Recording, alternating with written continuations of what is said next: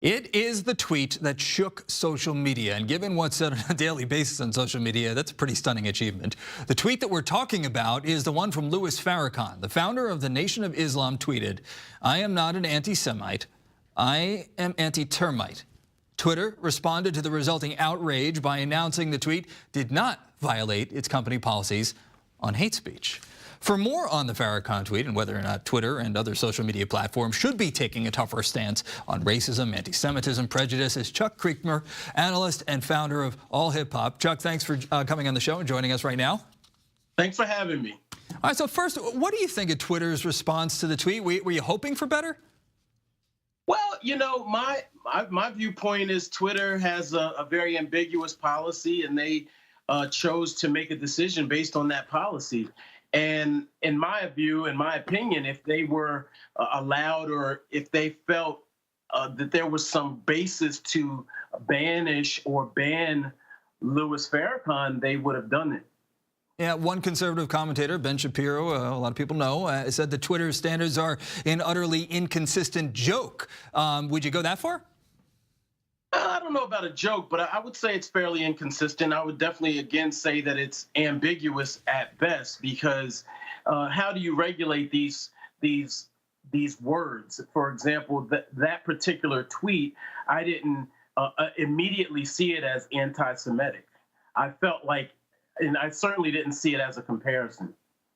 Yeah, I think a lot of people had to do a double take on that one. Yeah. I'm sure some got it right away. But Chuck, listen, I understand the free speech argument. Of course, we're in the news business. But why is it okay for platforms to take action against the likes of Alex Jones, to crack down on online bullying, to go after accounts that mean to influence our political process, but not to clamp down on blatant racism and anti-Semitism, prejudice?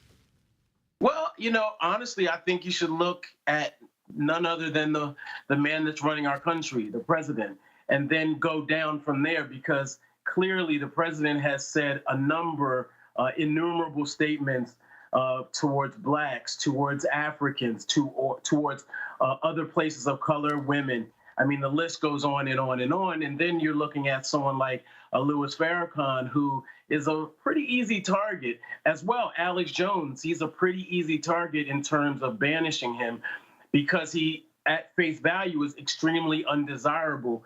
But if you look at Twitter's action, it really came after he was already banished from Facebook, YouTube, and several other places as well. So they really were the last ones to get rid of him. Twitter penalized Farrakhan over his remarks in the past. Earlier this year, he had lost his verified status, that little blue check, for tweeting about the, quote, satanic Jew and the synagogue of Satan. So, I mean, is taking away a blue check mark enough? Well, I think that's pretty laughable unless you're a teenager, and then in that case, you may cry over losing your blue check. All right, so if free speech precludes sites from banning anti-Semitic and racist rants, is there, in your opinion, an answer? Well, I find it's hard. It's tough. I mean, for example, this tweet here can be taken and received several different ways. And if you're Jewish, obviously, you're going to immediately take that in an offensive manner. But if you're someone else, you may not.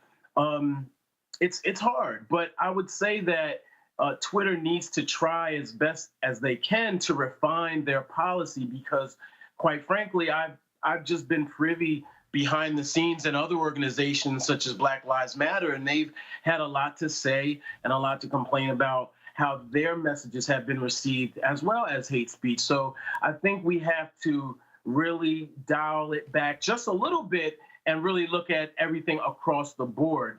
And quite frankly, it really makes me miss MySpace. We never had these problems with MySpace. No, we didn't. It's a long time ago. Chuck Creekmur, we thank you so much for your time. Thank you. All right.